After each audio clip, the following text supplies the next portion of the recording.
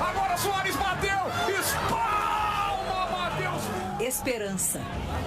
Se tivesse uma forma em imagens, ela estava aí, ó. Materializada no rosto de cada gremista que acompanhou a semifinal contra o Flamengo. Esperança. A palavra que tem origem no latim, spes, e significa ter confiança em algo positivo. 3-0, confiante. Um do Soares, um do Rodrigo Eli. É 2-0 pra nós hoje. Exato, acredito até o fim. Tem que acreditar, é o Grêmio, né? De Porto Alegre ao Rio de Janeiro, a cada lance... Explode na trave a bola do Ferreirinha. A cada minuto que passava... Soares. A esperança diminuía. Com fé no pé! Gol!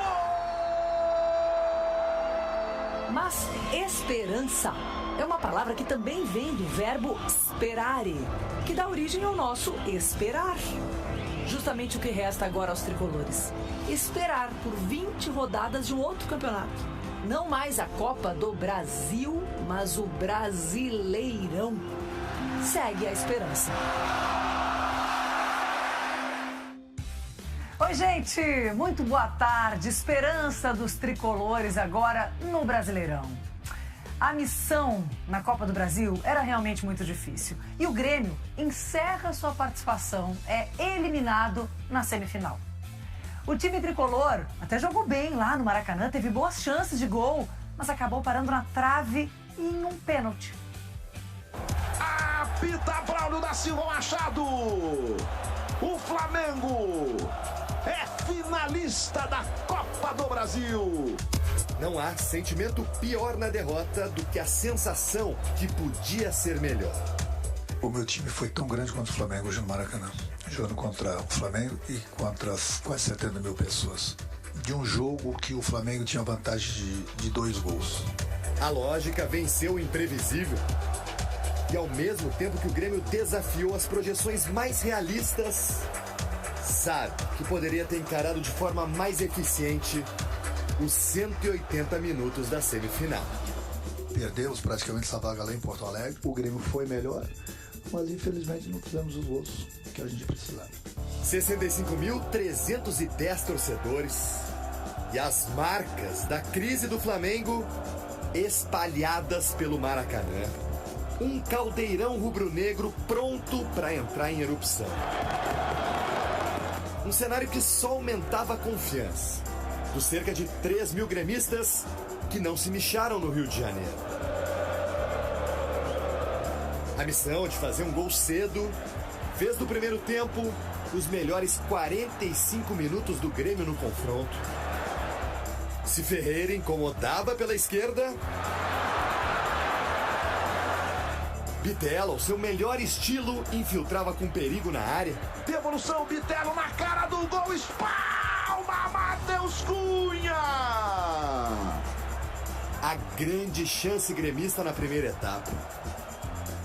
Gabriel Grando também teve trabalho, com Arrascaeta e principalmente Bruno Henrique. Defendeu o Grando, espetacular! A bola não entrou, mas é isso. Voltar agora pro segundo tempo, continuar tentando e buscar essa classificação. Se o Grêmio não tinha atuação morna e passiva da arena, esbarrava no mesmo problema de jogos anteriores contra o Flamengo: a falta de efetividade. De novo, não foi a noite de Luizito no Maracanã. Soares pediu pro Soares, espalma, Matheus Cunha! São quase 800 minutos sem que gol e goleador se encontrem.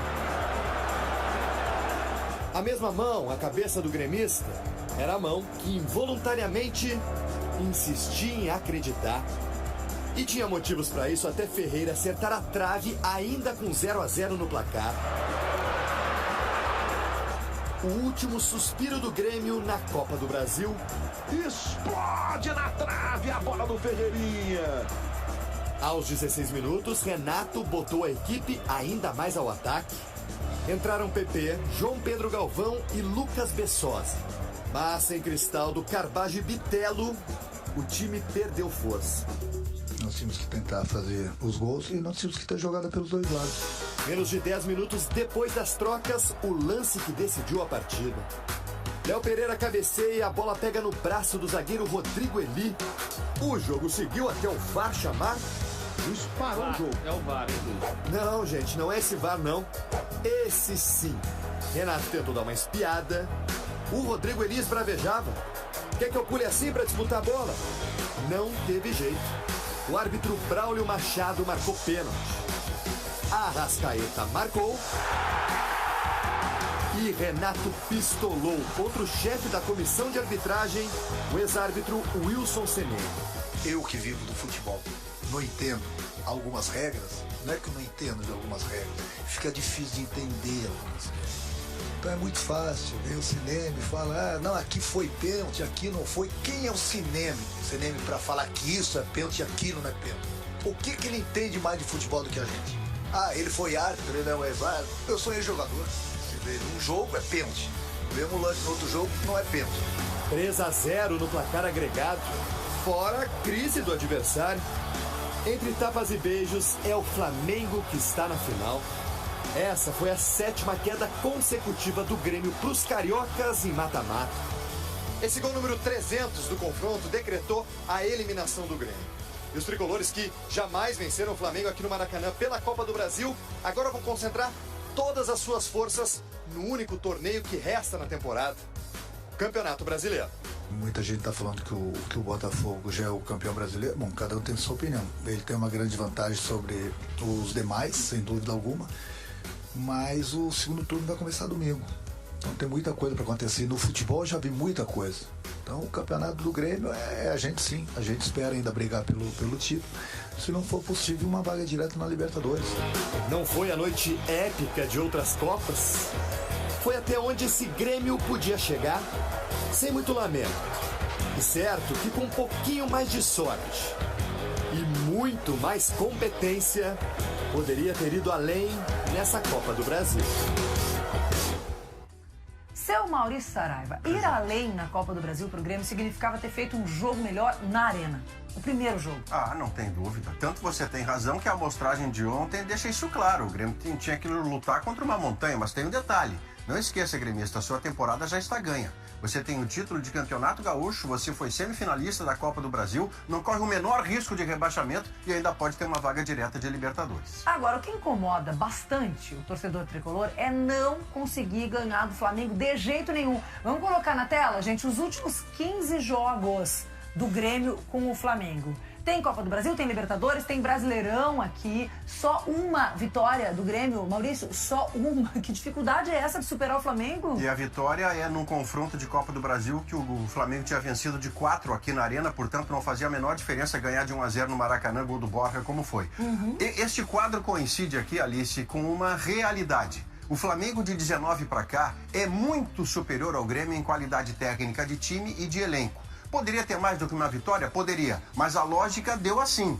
O Grêmio foi melhor uma vez. Ontem, por exemplo, o Grêmio foi melhor que o Flamengo um monte de vezes, mas olha a quantidade de gols que o Grêmio perde. Não adianta ser melhor e não ser eficaz, porque aí o placar não é injusto quando você cria mais que o adversário e desperdiça, porque o seu adversário criou menos, fez o gol. Tá, mas aí é falta de sorte? Por que a bola vai na trave? Por que ela não entra? Olha, eu não acredito em sorte ou azar, eu acredito em trabalho, competência, o contexto, o momento. Ontem, por exemplo, o grande centroavante do Grêmio, que tem um custo mensal de 2 milhões de reais, que foi importantíssimo até aqui na temporada, esse aí, o Suárez, essa bola ele não pode perder. O André Henrique pode, porque ele tem 19, 20, 21 anos, tá começando agora. O Suárez, pelo seu protagonismo, quando perde esse gol, fica bem mais difícil. Né? Sobre o Suárez, Maurício, a gente tem uma informação de que ele foi um grande líder, assim, fora de campo, que ele juntou os jogadores, ele fez uma mobilização grande antes do jogo, só que a gente sabe que o Suárez vai embora. E aí tá na hora do Grêmio buscar um centroavante já para 2024? Bom, a crítica que eu tô fazendo ao Suárez é pontual de ontem, nem é os 8 jogos que ele não faz gol. É ontem, ele não pode perder aquele gol pelo tamanho que tem. Perdeu, acabou. Agora, gremista, já valeu ter esse cara para você ao longo da temporada. O título gaúcho foi gol dele, 50 mil sócios a mais. A temporada que o Grêmio está fazendo tem protagonismo desse Suárez. Mas respondendo a sua pergunta, a contratação que já valeu, sim, o Grêmio não só deve se preocupar para 24, mas pensa bem, Sem 24 com Soares, o Grêmio já está pensando num 9. O Grêmio já está procurando um 9 dessa dimensão. Alice, vai ser muito difícil encontrar desse tamanho, mas o Grêmio já procura. Desse tamanho não, mas já procura, né? Pela relevância, pelo tamanho que tem Soares. Bom, teve um lance, gente, que seguiu, a gente mostrou na reportagem, mas seguiu repercutindo muito depois do jogo. O pênalti marcado para o Flamengo causou muita reclamação dos gremistas. E ele vai decidir agora. Braulio da Silva Machado aponta. Penalidade máxima para o Flamengo no Maracanã. Se eu que vivo do futebol, não entendo algumas regras, não é que eu não entendo de algumas regras, fica difícil de entender algumas regras. Quem jogou bola 2 vezes na vida sabe que esse lance aqui não foi pênalti. Era uma disputa de bola, onde obviamente o jogador na hora que vai pular, ele naturalmente, ninguém é um pinguim aqui para pular reto, né? Que abre um pouco o braço, não é pênalti nem pelada de praça. A arbitragem acertou ao marcar o pênalti para o Flamengo no jogo contra o Grêmio pela Copa do Brasil. Isso porque o Rodrigo Eli, quando corre na direção do Léo Pereira para bloquear um cabeceio na direção do gol, ele acaba fazendo isso com o braço muito aberto. Essa movimentação do defensor gremista não é considerada natural e ele assume o risco de cometer a infração. Não só o pênalti foi bem marcado e foi claro, como o cartão amarelo foi bem aplicado para o jogador do Grêmio, porque ele acaba impedindo uma chance promissora do adversário. Os gremistas reclamam que outros lances parecidos com esse, mas a favor do Grêmio, não foram marcados. Há 2 meses, no mesmo Maracanã, contra o Flamengo pelo Brasileirão, quando a bola bateu na mão do zagueiro Fabrício Bruno. Bate claramente ali na mão direita do Fabrício Bruno. Do Flamengo nós perdemos o jogo 3-0, não sei quanto estava o jogo pelo Campeonato Brasileiro. O próprio Fabrício falou, foi pênalti naquele jogo. Antes, nas quartas de final contra o Bahia, pela Copa do Brasil. Só queria entender, porque contra o Bahia nas quartas de finais, foi o mesmo lance que o Bruno Vini cabeceia e não deram pênalti. Era o mesmo lance, é só comparar.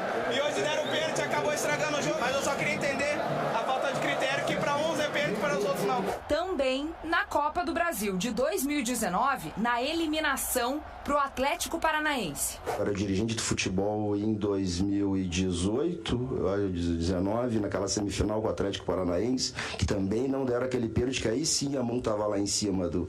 Então assim, o que a gente quer é critério.